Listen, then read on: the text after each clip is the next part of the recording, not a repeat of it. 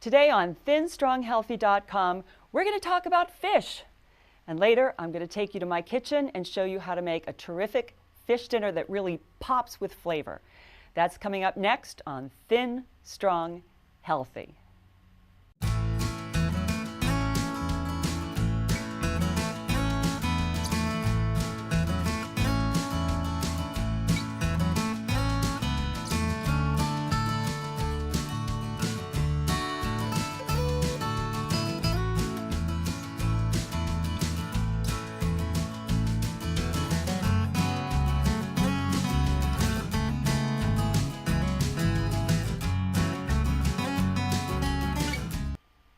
Hi, I'm Cheryl Major and welcome to Thin, Strong, Healthy. Today we're going to talk about fish. What are the benefits? What should you know? Should you go for wild fish or farmed fish? And later I'm going to take you to my kitchen and I'm going to show you how to make a delicious sun-dried tomato tapenade along with a beautiful cod dinner. So we're going to get right to that. So first of all, why should we eat fish? What are the benefits? Well, it's a source of lean, healthy protein, and it's a good source of omega-3 fatty acids, and we know that we want to have more omega-3s in our diets than omega-6s, which we find in processed foods. Now, also, fish is rich in vitamin D, which is I know, and is important to me. It's helpful in warding off depression. Also, studies show eating fish may slow age-related cognitive decline. That's a good thing. Now remember, the brain is 60% fat, and I like to make this really bad joke that when people call you a fathead, if they ever call you a fathead, it's not really an insult, it's really accurate because, again, our brains are 60% fat. So the low-fat, no-fat craze that was popular a while back that I completely bought into, I thought it was the way to go. I ate no-fat, low-fat, avoid fat at all costs. That is believed to contribute to the increase in Alzheimer's disease, among other cognitive diseases. So I want to take you to my kitchen now and show you how to make a delicious, simple dish that really amps up the flavor of white fish like cod and haddock. So let's go take a look. Watch this. Hi, welcome to my kitchen. Today I want to show you how to make a simple, delicious tapenade that you can use for so many different foods. It only has 4 ingredients, and today we're going to use it on a piece of cod, and we're going to bake that in the oven, and it's going to be super delicious. So let's get started.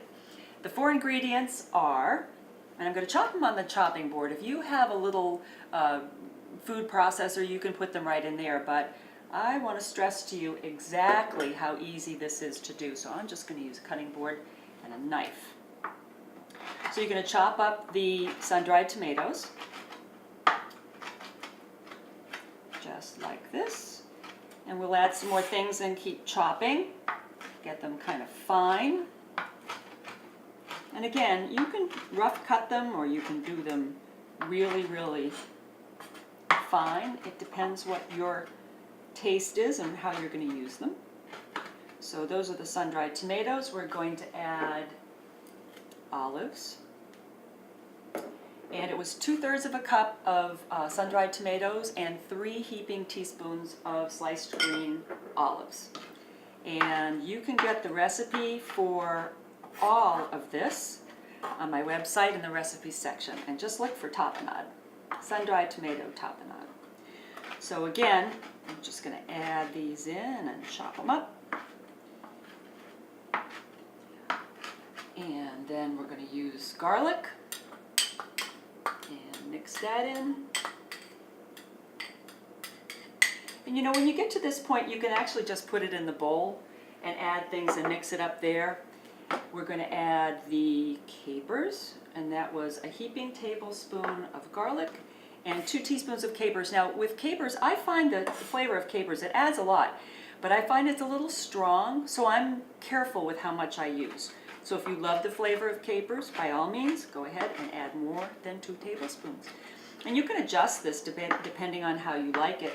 If you decide you're a lover of Kalamata olives, you can go ahead and you can use Kalamata olives in this, or black olives. It's up to you.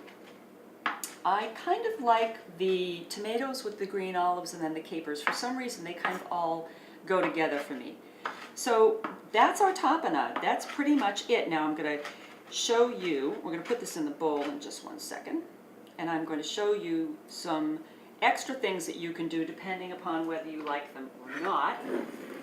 I'm going to put this in a glass bowl, and this will keep in the refrigerator for several days to a week. And I hope you're using glass containers so that you're avoiding BPA's. If you use plastic, make sure it says BPA free. So we're going to mix this up in here. And I've got so much olive oil in my hands, I'm just going to kind of dry them off so I don't drop anything. That would be ugly. All right, so mix this up. And then one of the things that I love to cook with is anchovy paste. Now, I'm sure a lot of you out there are saying, anchovies, I hate them, I'd never eat them. You have to understand that anchovies and anchovy paste add tremendous flavor, but you don't taste them as anchovies. It's kind of weird. And in future cooking shows, I'll show you how to use anchovies in cooking too. So this is a little hard to squeeze out. I probably put in about 1.5 inches or 2 inches of the anchovy paste. And again, you don't have to do this. This can just be it the way it is. And then I put in probably a tablespoon of white wine. That's something that I do, and it kind of makes it marinate all together there. I'm also going to switch spoons. This one is just too big for what I'm trying to do here. So there we go. And that's our tapenade. There it is. Simple, delicious, beautiful. It's got a lot of color, and it's really going to punch up the flavor of the cod and make it colorful and delicious. I think you're going to love it. So we're going to go over to the stove, and I'm going to show you how I've prepared the cod so far. And then we'll put the tapenade and we'll get it in the oven. I'll see you over at the stove. Here we are at the stove, and I want to show you what we've got so far. This is a cast iron skillet. I love cooking with cast iron. And what I did was I sauteed mushrooms and onions, and I added salt, and I added peperoncino, and I deglazed with a little white wine. So that's kind of the base of this. And then I've added the cod. I've got about 3/4 pound of cod in this pan. And I brushed it with mustard. You'd be surprised how much flavor mustard can add to a dish. So come on in and take a look. I want you to see what's going on here. You can see the mushrooms and onions. And you can add spinach to that too if you want to add that to your saute and get a little green going on in there. So you've got your mushrooms, onions, your cod, and you've got the brushed mustard. And you can use any kind of mustard you want. It can be a Dijon mustard, or it can be a simple, just a regular hot dog mustard. Doesn't matter. All right. That's what we've got now. Next thing we're going to do is add the tapenade. Now we're ready for our final step. We're going to take our tapenade and just spread it over the fish, which has already the nice mustard on top. Look how beautiful that is. Beautiful color, wonderful flavor. It's going to make your white fish so interesting. It really cranks the flavor up. And it's beautiful too. I've served this when I've had company and people love it. Oh, I was going to tell you too what else we use it for. Wait till you hear this one. We use it for breakfast.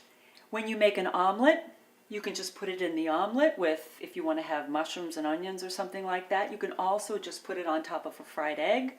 It's unbelievably versatile, and you're going to really enjoy experimenting with it in your own recipes as well.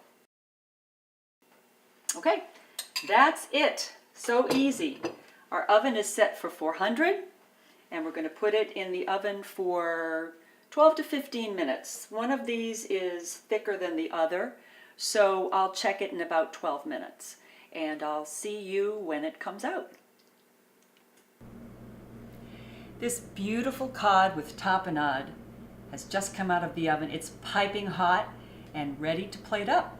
I wanted to mention a couple of ingredients that you may have seen when we were getting it ready to go in the oven that I didn't use. One was mustard, which is right here. I had that at the ready in case I needed more, but I felt that there was enough on the fish. And also I had a little vegetable broth in case the mixture looked dry and I needed to add some more moisture. But we had plenty of moisture in there from when I sauteed the onions and deglazed it with some white wine. So that's why I didn't use those. So let's take a look at what we've got here. This beautiful, beautiful cod.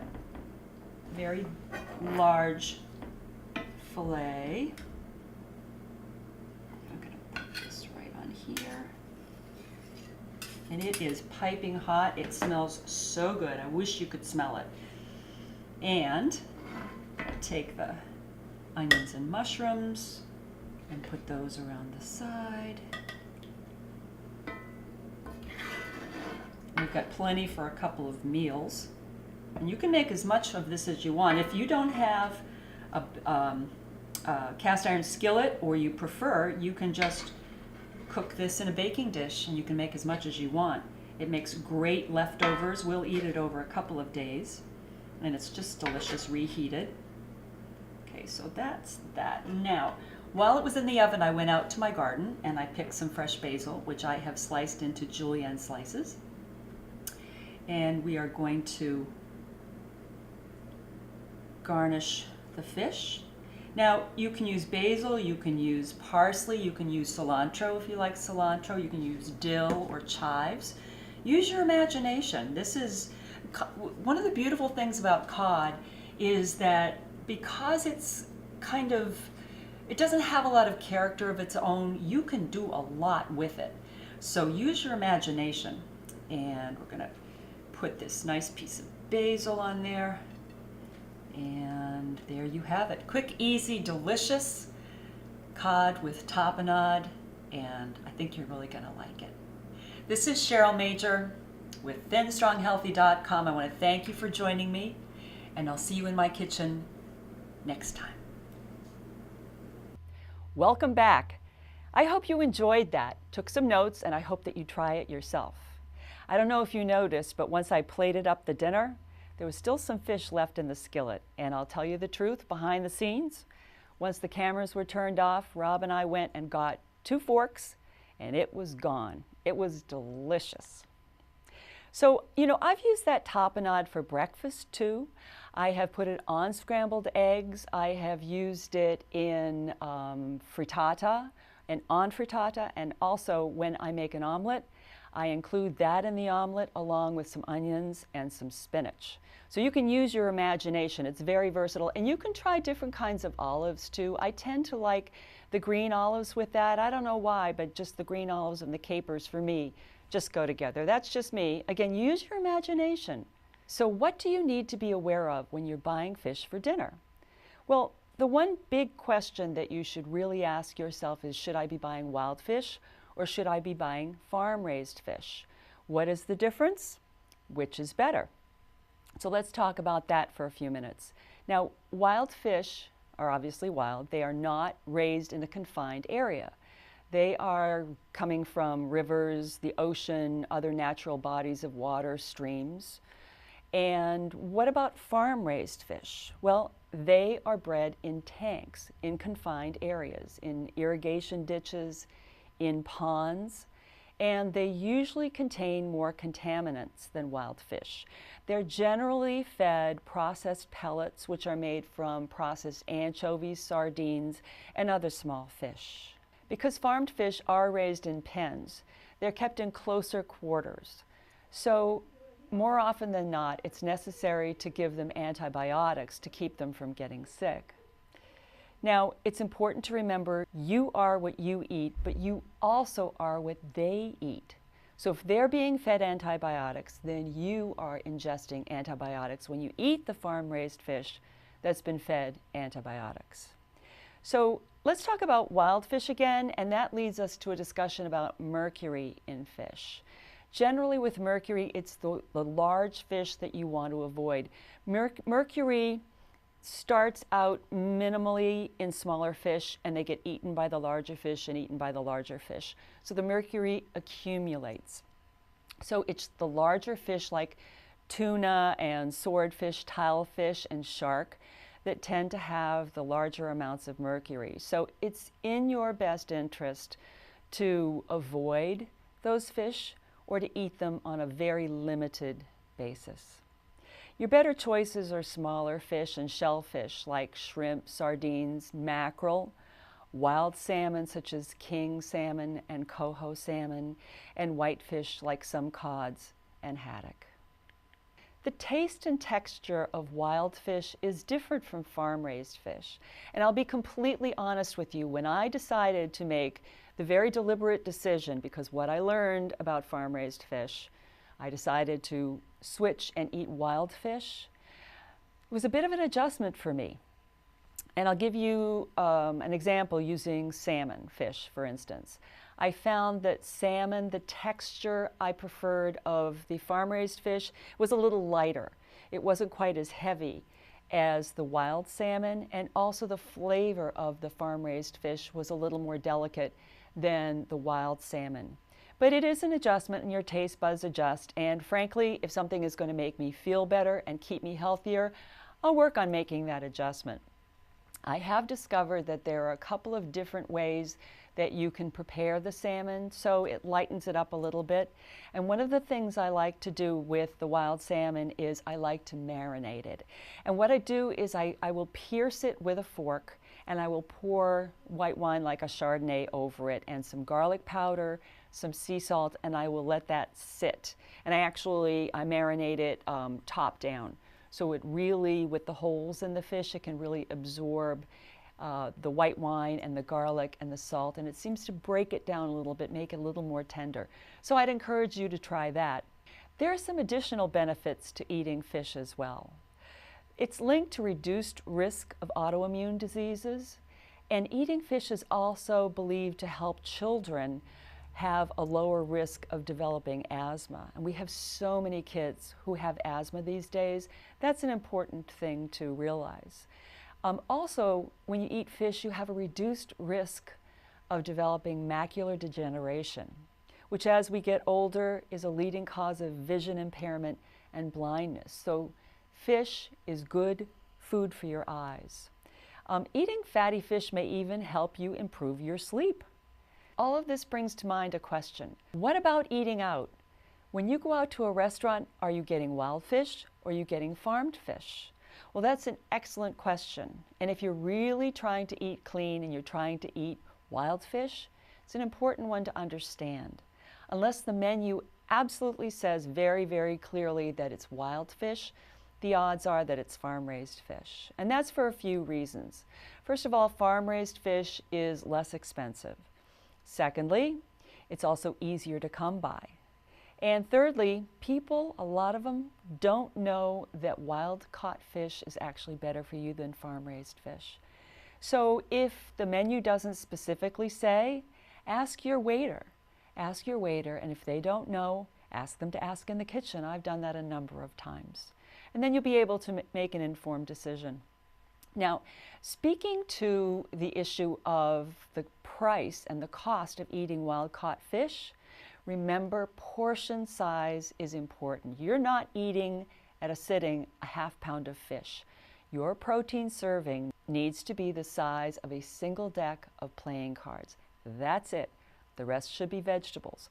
So that makes eating wild fish more affordable. Perhaps you're eating more protein than you need to. You can cut that back and enjoy wild fish and be healthier, sleep better, and enjoy a delicious meal. So I hope that this has been helpful for you, and I hope that you have enjoyed watching the fish dish being prepared. If you want to get the recipe, it's available in the recipe section on my website at thinstronghealthy.com.